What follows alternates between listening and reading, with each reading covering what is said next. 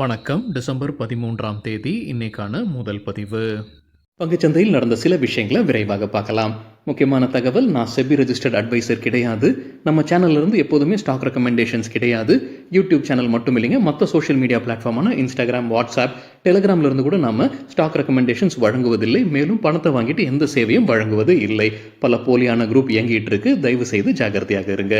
இந்த வீடியோவில் காட்டக்கூடிய அனைத்து கம்பெனிகளும் வெறும் இன்ஃபர்மேஷனல் பர்பஸ்க்காக மட்டுமே முதலீடு செய்யுங்கன்னு சொல்கிற வீடியோ கிடையாது. எந்த ஒரு முதலீட்லையும் ரிஸ்க் இருக்கும். ரிஸ்க் புரியாமல் இன்வெஸ்ட் செய்யாதீங்க. ரிஸ்க் புரியலன்னா தயவு செய்து இன்வெஸ்ட்மெண்ட்டை தவிர்த்துருங்க. நம்ம ருபி டிரைவர் சேனலை ஆதரிக்கிற அனைத்து நல்ல உள்ளங்களுக்கும் நன்றி. சில இண்டிவிஜுவல் ஸ்டாக்ஸ் மற்றும் செய்திகள் விரைவாக பார்க்கலாம். நேற்று டிசம்பர் 12ஆம் தேதி நிஃப்டி 0.4% குறைவாக க்ளோஸ் ஆகிருக்கு. ஃபாரின் இன்ஸ்டிடியூஷனல் இன்வெஸ்டர்ஸ் 14,500 கோடி ரூபாய்க்கு வாங்கியிருக்கிறாங்க. 18,000 கோடி ரூபாய்க்கு விற்பனை செய்திருக்கிறாங்க. நெட் செல்லர்ஸாக இருந்திருக்கிறாங்க 3,500 கோடி ரூபாய்க்கு. டொமஸ்டிக் இன்ஸ்டிடியூஷனல் இன்வெஸ்டர்ஸ் 13,400 கோடி ரூபாய்க்கு வாங்கியிருக்கிறாங்க. 10,700 கோடி ரூபாய்க்கு விற்பனை செய்திருக்கிறாங்க. நெட் பையர்ஸாக இருந்திருக்கிறாங்க 2,600 கோடி ரூபாய்க்கு. இந்தியாவுடைய நவம்பர் மாதத்திற்கான ரீட்டைல் இன்ஃப்ளேஷன் டேட்டா வெளியாகியிருக்கு. 5.48%. அக்டோபர் மாதத்தில் 6.21% இருந்தது. ஃபுட் இன்ஃப்ளேஷனும் குறைஞ்சிருக்கு. அக்டோபர் மாதத்துடன் ஒப்பிடும்போது அக்டோபர் மாதத்தில் 10.9%, நவம்பர் மாதத்தில் 9%. யூரோப்பியன் சென்ட்ரல் பேங்க் இன்ட்ரெஸ்ட் ரேட்டை குறைச்சிருக்கிறாங்க. 0.25% குறைச்சிருக்கிறாங்க. 3.25%லேருந்து 3% குறைச்சிருக்கிறாங்க. இந்த ஆண்டு 4வது முறை அவங்க இன்ட்ரெஸ்ட் ரேட்டை குறைச்சிருக்கிறாங்க. தகவல் கிடைத்தது மணி கண்ட்ரோல்லேருந்து. மத்திய கேபினெட் ஒன் நேஷன் ஒன் எலெக்ஷனுக்கு ஒப்புதல் வழங்கியிருக்கிறாங்க. அடுத்த கட்டமாக இந்த மசோதாவை அவங்க பார்லிமெண்ட்டில் கொண்டு வர இருக்கிறாங்கன்னு எக்கனாமிக் டைம்ஸில் அப்டேட் கொடுத்துருக்குறாங்க. இப்போ நடந்து வர பார்லிமெண்ட் செஷன்லேயே அது கொண்டு வருவதற்கான வாய்ப்புகள் இருக்குன்னு சொல்லியிருக்கிறாங்க எக்கனாமிக் டைம்ஸ் செய்தியில். ஸ்டீல் ஸ்டாக்ஸ் நேற்று லோலேருந்து கொஞ்சம் ரிக்கவரி நடந்திருக்குன்னு மணி கண்ட்ரோலில் அப்டேட் கொடுத்துருக்காங்க. அதற்கு முக்கிய காரணம் என்ன சொல்லியிருக்கிறாங்கன்னா, மத்திய அரசு ஒரு புது டேக்ஸை கொண்டு வருவதற்கான வாய்ப்பு இருக்குது. ஸ்டீல் இம்போர்ட்ஸ், இந்தியாவுக்குள்ளார வர ஸ்டீலுக்கான டேக்ஸ் இது 25% அவங்க டியூட்டி போடுறதுக்கான வாய்ப்புகள் இருக்குன்னு மணி கண்ட்ரோலில் தகவல் சொல்லியிருக்கிறாங்க. விஷால் மெகா மார்ட் ஐபிஓ குறித்தான அப்டேட். நேற்று 2வது நாள் முடிவில் சப்ஸ்கிரிப்ஷன் ஒட்டு மொத்தமாக 1.6 மடங்கு சப்ஸ்கிரிப்ஷன் ஆகியிருந்தது. ரீட்டைல் கேட்டகரி 1.2 மடங்கு சப்ஸ்கிரிப்ஷன் ஆகியிருந்தது. மொபிக்விக் ஐபிஓ 2வது நாள் நேற்று சப்ஸ்கிரிப்ஷன் எவ்வளோ ஆகியிருக்கு? ஒட்டு மொத்தமாக 21 மடங்கு சப்ஸ்கிரிப்ஷன் ஆகியிருக்கு. ரீட்டைல் கேட்டகரி மட்டும் பார்க்கும்போது 69 மடங்கு. சாய் லைஃப் சயின்சஸ் ஐபிஓ நேற்று 2வது நாள் முடிவில் ஓவராலாக 126% சப்ஸ்கிரிப்ஷன் ஆகியிருந்திருக்கு. ரீட்டைல் கேட்டகரி மட்டும் பார்க்கும்போது 43% சப்ஸ்கிரிப்ஷன் ஆகியிருந்திருக்கு. மத்திய அரசு மொபைல் இண்டஸ்ட்ரிக்கு ஆதரவு வழங்கும்னு மத்திய டெலிகாம் அமைச்சர் ஜோதிர் ஆதித்ய சிந்தியா சொல்லியிருக்கிறாங்க. மார்க்கெட்டில் 4 அல்லது 5 பிளேயர்ஸ் இருக்க வேணுன்றது அவசியம்னு அவர் கருத்து தெரிவிச்சிருக்கிறாருன்னு எக்கனாமிக் டைம்ஸில் அப்டேட் கொடுத்துருக்குறாங்க. ஆயில் ஃபீல்ட்ஸ் அமெண்ட்மெண்ட் பில் 2024 அண்மையில் தான் ராஜ்யசபாவில் நிறைவேற்றப்பட்டது.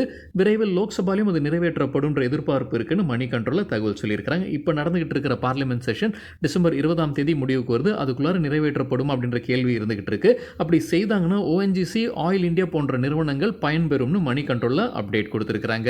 இந்த சட்டம் என்ன கொண்டு வராங்கன்னா, ஆயில் அண்ட் கேஸ் எக்ஸ்ப்ளோரேஷன் ப்ராஜெக்ட்ஸ்க்கு முதலீடு செய்வது குறித்து தான் இந்த பில். ஸோ அதனால் ஓஎன்ஜிசி, ஆயில் இந்தியா போன்ற கம்பெனிகள் பயன்பெறுவதற்கான வாய்ப்புகள் இருக்குன்னு மணி கண்ட்ரோலில் அப்டேட் கொடுத்துருக்குறாங்க.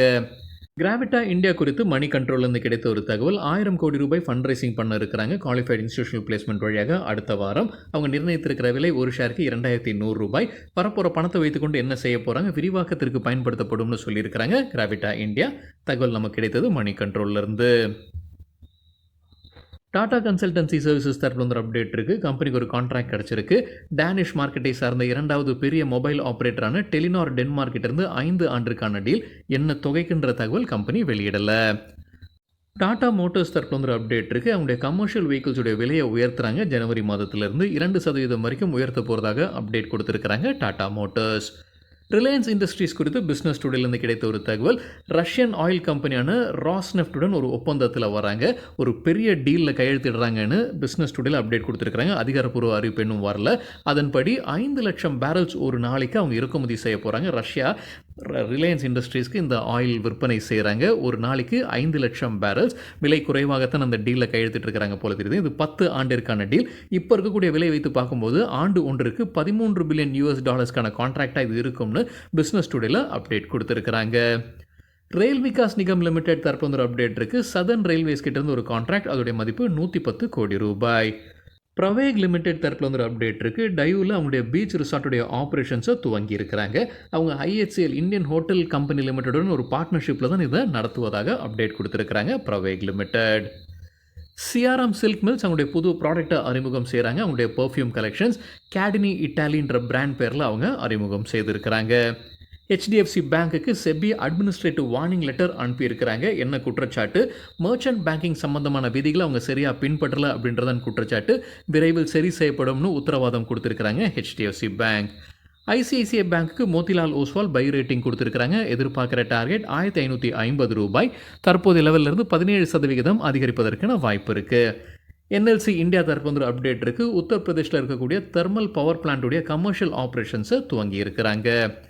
பிடிலைட் இண்டஸ்ட்ரீஸ் குறித்து CNBC TV 18 கிடைத்த ஒரு தகவல். ஃபெவிகால் பிராண்ட் வைத்திருக்கக்கூடிய கம்பெனி பிடிலைட் நிதியாண்டு 2025 அவங்களுடைய வால்யூம் growth என்ன இலக்கு வைத்திருக்கிறாங்க? டபுள் டிஜிட் வால்யூம் growth இருக்கும்னு கம்பெனியுடைய MD பேட்டி கொடுத்துருக்கிறார் CNBC TV 18ல. ட்ரிவேணி இன்ஜினியரிங் இண்டஸ்ட்ரீஸ்க்கு ஷேர்கான் பை ரேட்டிங் கொடுத்துருக்காங்க. எதிர்பார்க்குற டார்கெட் ₹582. பஜாஜ் ஃபினான்ஸ்க்கு ஷேர்கான் பை ரேட்டிங் கொடுத்துருக்காங்க. எதிர்பார்க்குற டார்கெட் ₹9,500. தற்போதைய லெவலில் இருந்து 33% அதிகரிப்பதற்கான வாய்ப்பு இருக்குது. ஆயுஷ் வெல்னஸ் தரப்பு அப்டேட் இருக்குது. கம்பெனிக்கு ஒரு எக்ஸ்போர்ட் ஆர்டர் $3 மில்லியன் மதிப்பிற்கானது காஸ்மோஸ் ஹோல்டிங்ஸ் நிறுவனத்துக்கிட்ட கிடைத்ததுன்னு சொல்லியிருக்கிறாங்க Ayush wellness limited. Bajel projects தரப்பு அப்டேட் இருக்குது. மகாராஷ்டிரா மாநிலத்தில் சோலாப்பூர் டிரான்ஸ்மிஷன் லிமிடெட் கிட்டேருந்து ஒரு கான்ட்ராக்ட் கிடச்சிருக்கு. நெஸ்கோ தரப்பு அப்டேட் இருக்குது. நேஷனல் ஹைவேஸ் லாஜிஸ்டிக்ஸ் மேனேஜ்மெண்ட் லிமிடெடுடைய டெண்டரில் ஹையஸ்ட் பிட்டராக இருக்கிறாங்க. 4 சைட்ஸ்க்கு அவங்க தலா ₹50 கோடி கோட் பண்ணியிருக்கிறாங்க. இந்த ப்ராஜெக்ட் வழியாக அவங்களுக்கு ஆண்டு ஒன்றுக்கு ₹300 கோடி வருவாய் கிடைப்பதற்கான வாய்ப்பு இருக்குது. ஆனால் அது 4 ஆண்டு ஆப்ரேஷன்ஸ்க்கு பிறகு ₹300 கோடி ஆண்டு ஒன்றுக்கு அவங்களுக்கு வருவாய் கிடைப்பதற்கான வாய்ப்புகள் இருக்குன்னு அப்டேட் கொடுத்துருக்காங்க நெஸ்கோ. நால்கோ நேற்று 7% வீழ்ச்சியை பார்த்துருக்கு. National aluminium company CNBC TV 18ல் அதுக்கு ஒரு காரணம் சொல்லியிருக்கிறாங்க. அலுமினா விலை அதிகரிப்பதற்கான வாய்ப்புகள் இருக்குது. தட்டுப்பாடு ஏற்படுவதற்கான வாய்ப்புகளும் இருக்குது. அலுமினாவை பயன்படுத்தி தான் அவங்க அலுமினியம் உற்பத்தி செய்கிறாங்க. அது ஒரு முக்கிய காரணமாக சொல்லியிருக்கிறாங்க நேற்று NALCO விழுவதற்கு CNBC TV 18ல். 11 analyst coverage கொடுத்துருக்குறாங்க நால்கோவுக்கு. அதில் 5 பேர் பை ரேட்டிங், 3 பேர் ஹோல்ட் ரேட்டிங், 3 பேர் செல் ரேட்டிங் கொடுத்துருக்குறாங்க. வீர் ஹெல்த் கேர் லிமிடெட் தரப்பு வந்து அப்டேட் இருக்குது. அவங்களுக்கு United States Food and Drug Administration கிட்டேருந்து சில ஒப்புதல் கிடச்சிருக்கு. அதனால் அவங்களுடைய ப்ராடக்ட்ஸோட விரிவாக்கம் USAல செய்ய இருப்பதாக அப்டேட் கொடுத்துருக்குறாங்க. நேற்று நம்ம ஒரு செய்தி பார்த்துருந்தோங்க. கொக்கோகோலா இந்தியாவில் ஜூபிலண்ட் குரூப் 40% ஸ்டேக் வாங்குறாங்கன்ற செய்தி நம்ம பார்த்துருந்தோம். இப்போ பிஸ்னஸ் டுடேல அது சார்ந்த ஒரு அப்டேட் கொடுத்துருக்காங்க. இதனால் பெப்சிக்கு ஒரு பாதிப்பு ஏற்படுவதற்கான வாய்ப்புகள் அதிகமாக இருக்குன்னு சொல்லியிருக்கிறாங்க. இந்தியாவில் பெப்சி ஃப்ரான்ச்சைசி நடத்தக்கூடிய ஒரு நிறுவனம் வருண் பியூரேஜ். ஸோ அவங்களுக்கு இது ஒரு எதிராக இருப்பதற்கான வாய்ப்பு இருக்குன்னு நம்ம புரிந்து கொள்ள முடியுது. எப்படி சொல்கிறாங்கன்னா, ஜூபிலண்ட் குரூப் வந்து நிறைய பிஸ்னஸில் இருக்கிறாங்க. அதில் முக்கியமாக அவங்க QSR குயிக் சர்வீஸ் ரெஸ்டாரண்ட் பிஸ்னஸ்லையும் இருக்கிறாங்க. இந்தியாவில் டாமினோஸ் பிஸா நடத்தக்கூடிய நிறுவனமாக இருக்கிறாங்க. ஸோ கிட்டத்தட்ட 2000 ஸ்டோர்ஸ் டாமினோஸ் மட்டும் வைத்திருக்கிறாங்க. வேறு சில ஸ்டோர்ஸும் நடத்துறாங்க. டங்கின் போன்ற ஸ்டோர்ஸ் ஒட்டுமொத்தமாக 2800 ஸ்டோர்ஸ் கிட்டத்தட்ட அவங்க நடத்திக்கிட்டு இருக்கிறாங்க. அதில் அனைத்துலேயும் இப்போ வந்து பெப்சியோடைய பிராண்ட்ஸ் தான் அவங்க விற்பனை செய்து வராங்க. அது அனைத்தும் இப்போ கொக்கோ கோலாவில் அவங்க ரீப்ளேஸ் பண்ணுவாங்கன்றதான் எதிர்பார்ப்பு. ஏன்னா அவங்களுடைய குரூப் கம்பெனி தான் ஜூபிலண்ட் குரூப். அவங்களுடைய மற்றொரு நிறுவனம் Jubilant food works, Domino's pizza மற்ற ஸ்டோர்ஸ் நடத்தக்கூடிய நிறுவனம். ஸோ அதனால் அந்த பெப்சியை நீக்கிட்டு இப்போ கொக்கோ கோலா உள்ள வருவதற்கான வாய்ப்புகள் அதிகமாக இருக்குது இந்தந்த இடங்களில். அதனால் பெப்சியோடைய சேல்ஸ் இந்தியாவில் பாதிப்பு இருக்கும்னு பிஸ்னஸ் டுடேல அப்டேட் கொடுத்துருக்காங்க. மற்றொரு செய்தினா, இப்போ இருக்கிற ஸ்டோர்ஸுடைய எண்ணிக்கை தான் இந்த 2800. அது டாமினோஸ் ஸ்டோர்ஸ் மட்டும் 4000 ஸ்டோர்ஸ் கொண்டு வர வேண்டும் 2030 இலக்கை வந்து ஜூபிலண்ட் ஃபுட் ஒர்க்ஸ் வைத்திருக்கிறாங்க. ஸோ மேலும் வந்து கொக்கோ கோலாவுடைய சேல்ஸ் அதிகரிக்கும்ன்றது தான் எதிர்பார்ப்பு. GHCL தரப்பில் வந்து ஒரு அப்டேட் இருக்குது. அவங்களுக்கு மத்திய அரசு கிட்டேருந்து ஒரு அனுமதி கிடச்சிருக்கு. சுற்றுச்சூழல் அமைச்சகம் கிட்டேருந்து ஒப்புதல் கிடச்சிருக்கு. சோடா ஆஷ் ஆலை அமைப்பதற்கு குஜராத் மாநிலத்தில் அடுத்த 6 ஆண்டிற்கு அவங்க ₹6500 கோடி முதலீடு செய்ய இருக்கிறாங்க. நேற்று கூட GHCL நல்லா பர்ஃபார்ம் பண்ணியிருந்திருக்குன்னு மணி கண்ட்ரோலில் அப்டேட் கொடுத்துருக்காங்க. இது கூட ஒரு காரணமாக இருந்திருக்கலாம். கெய்னர்ஸ் வித் ஹை வால்யூம் பட்டியலை விரைவாக பார்க்கலாம். இது நேற்றுக்கான டேட்டா. ஹை வால்யூம்னு எப்படி சொல்கிறோன்னா, நேற்று வால்யூமுடன் கடந்த 10 நாளைக்கான ஆவரேஜ் வால்யூமை ஒப்பிடும்போது 100%க்கு மேலே இருக்கிற சில ஸ்டாக்ஸ். கெய்னர்ஸ்னு சொல்லும்போது நேற்று ஷேர் ப்ரைஸ் அதிகரித்திருக்க வேண்டும். சென்டம் எலக்ட்ரானிக்ஸ் 20% ஷேர் ப்ரைஸும் 2400% வால்யூம் அதிகரிப்பு. மகாலட்சுமி ரப்டெக் 10% ஷேர் ப்ரைஸும் 2600% வால்யூம் அதிகரித்தது. Chalet Hotels 10% share price, 4500% volume. Star Cement 10% உயர்ந்தது, 2800% வால்யூம் அதிகரிப்பு. உமங் டைரிஸ் 9% ஷேர் ப்ரைஸும் 3500% வால்யூம் அதிகரித்தது. எக்ஸாரோ டைல்ஸ் 8% ஷேர் ப்ரைஸ் அதிகரித்தது, 4700% வால்யூம் அதிகரிப்பு. Adani Green Energy 6% share price, 1100% volume. Gujarat Heavy Chemicals GHCL 6% share price அதிகரித்தது, 272% வால்யூம் அதிகரிப்பு.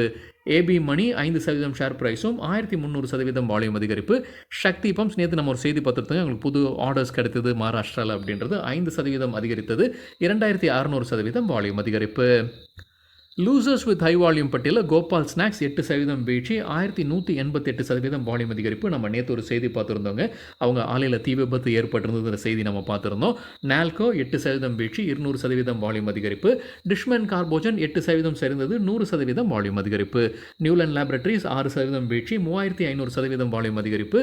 63 மூன்ஸ் டெக்னாலஜிஸ் 5% வீழ்ச்சி, 828% வால்யூம் அதிகரிப்பு.